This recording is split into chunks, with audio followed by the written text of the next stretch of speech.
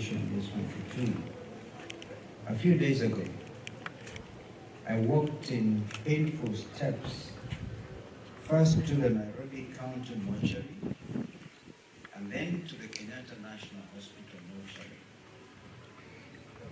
According to every account, a large number of our children, Gen Z, have been injured by Kenya police directed bullets, tear gas, canisters, rumburams, and water cannons before being brought to these facilities by their friends and the Red Cross. At the Kenyatta National Hospital, numerous children who suffered severe injuries needed the best possible care.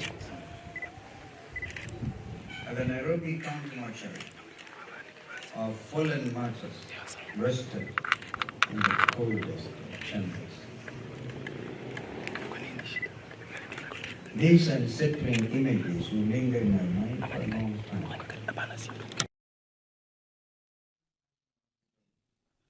An elderly woman's cries pierced the air just as I began to address the reporter's gathering. She was searching for her grandson, a peaceful protester who hadn't returned home. Last seen in Githurai. She was searching for any report about his whereabouts. It had been days since she last saw him after he had said he was joining the peaceful protest to hashtag reject the finance bill 2024.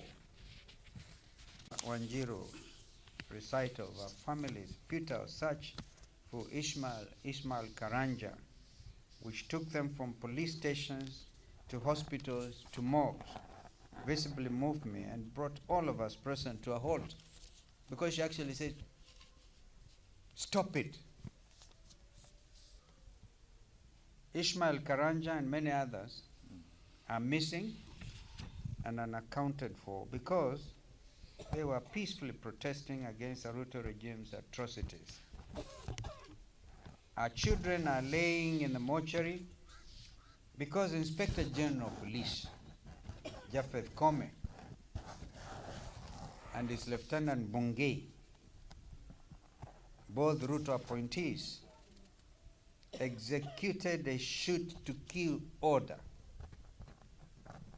Kome and his subordinates ruthlessly and blinkingly ended their young lives because they dared use their constitutionally guaranteed right to peaceable assembly, demonstration, and picketing under Article 37 of our Constitution 2010.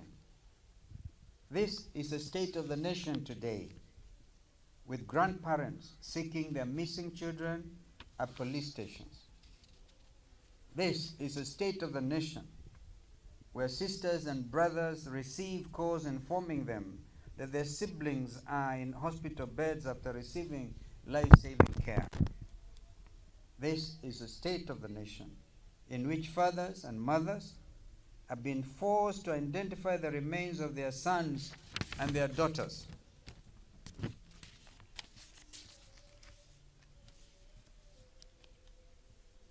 This morning,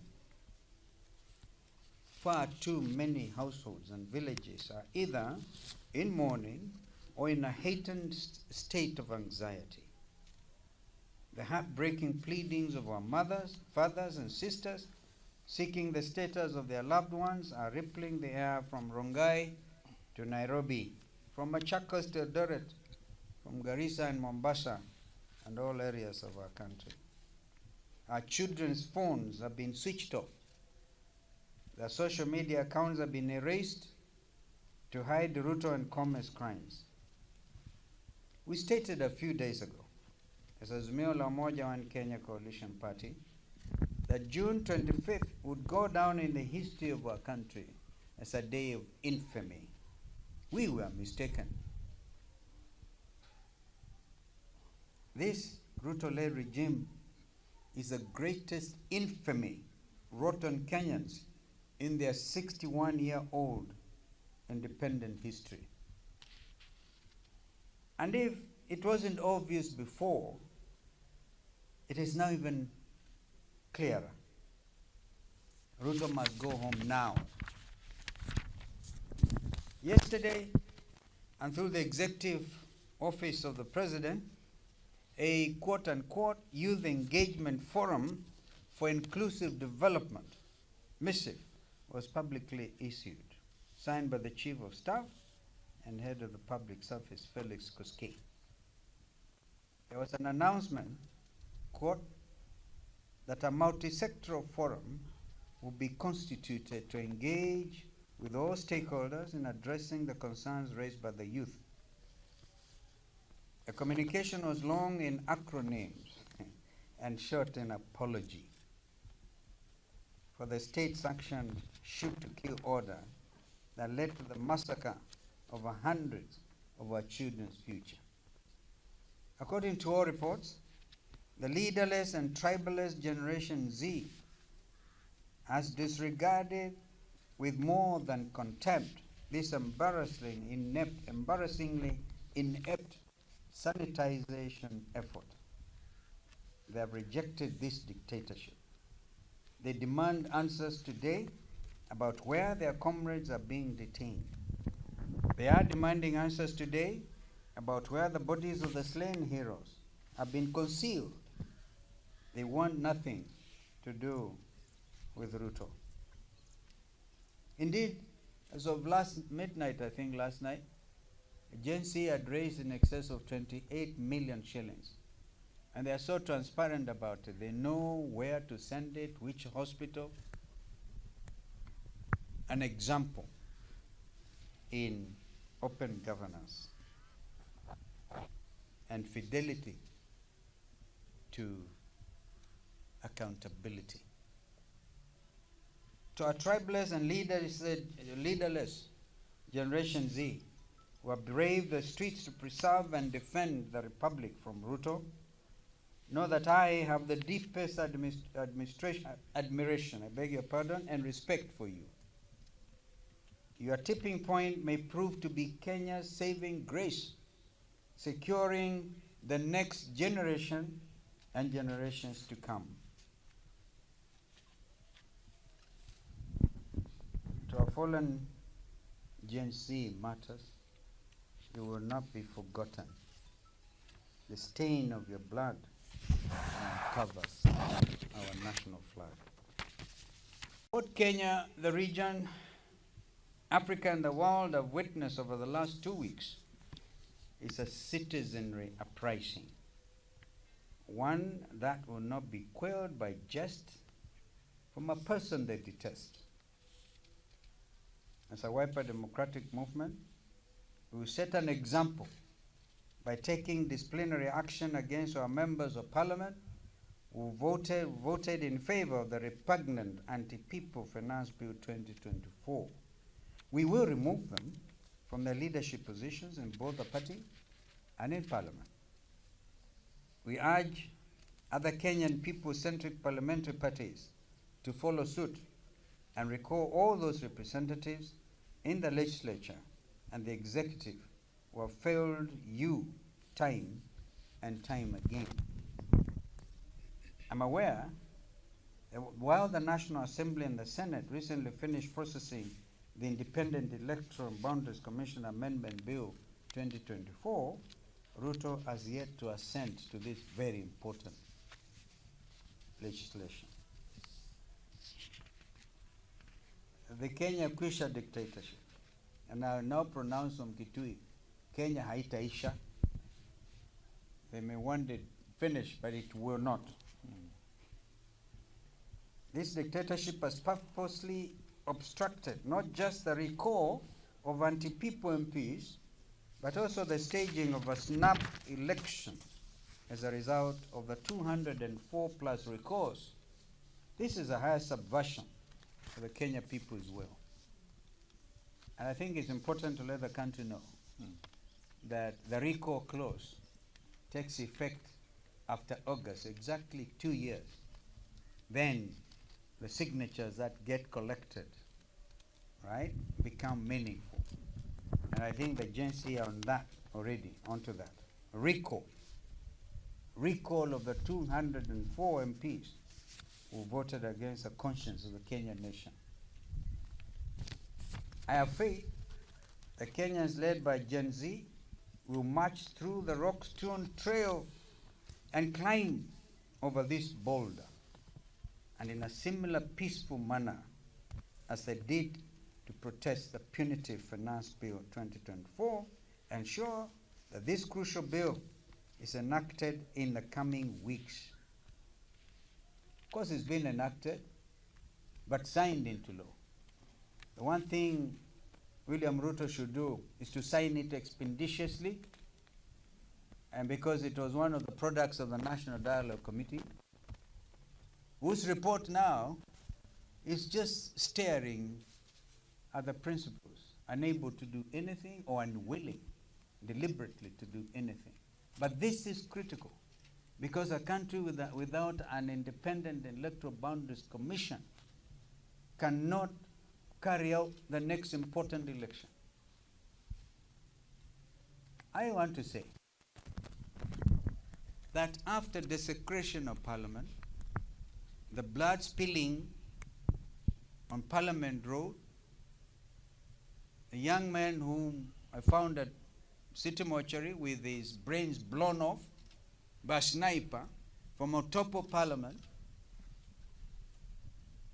I want to urge parliamentarians, do you sincerely feel you should go and sit in that august house at a time like this? Or is indeed the best thing for you to do? Parliament can perhaps even dissolve itself. I'm asking on Speaker Wetangula to dissolve Parliament, himself resign as a measure of solidarity with the Kenyan people. Perhaps he will save his legacy if he does so. So that this country then can go for a snap election, and so that our men will go back to the barracks, our men in uniform. Are we still a democracy or a dictatorship for real? I saw what Duale tried to do, amend what the court had ruled, the court of first instance, that they needed to define the scope of engagement of the military. And then he brought in the 47 counties, for goodness sake. Are we just supposed to just sit and say nothing when we militarize this country? But I thank our military. I saw Wananchi escorting them, clapping for them,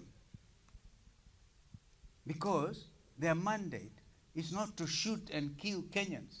Their mandate is to kill Kenyan enemies across our common borders. And they know their mandate very well. This country obviously misses General Ogola. I don't think Ogola would have allowed this to happen. No. And I want to urge Karanja, the new CDF, to stand strong and stand with the Kenyan people, recognize their mandate. This is a serious matter what the country is going through. The country is watching. We are pained.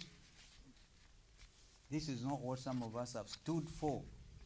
Even when we are demonstrating, I nearly got killed myself a year ago when that tear gas canister went through the rear screen, landed between the driver and the quadra and exploded. I still keep that tear gas canister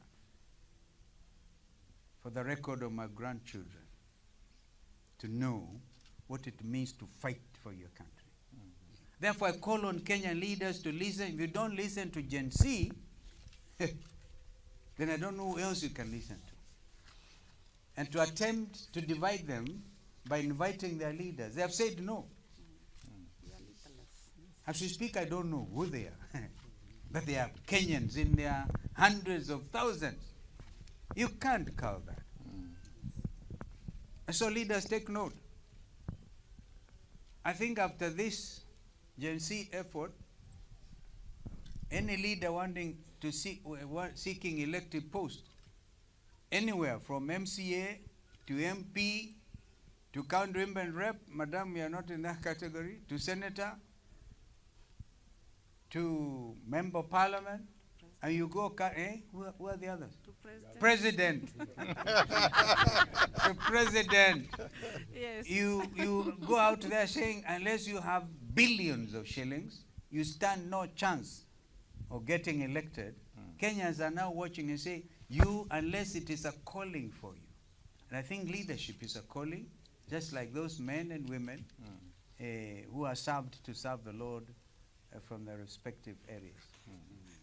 Kenyans, the Gen Z are saying, unless you are called to serve, don't bring your corrupted money to bribe us.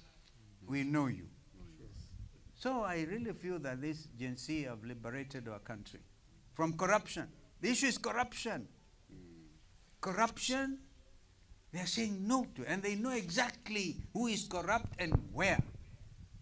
I think some of them are doing Google direct and find out where your accounts and what are you doing. So I think we all notice. Na nataka nikamilishe hapo.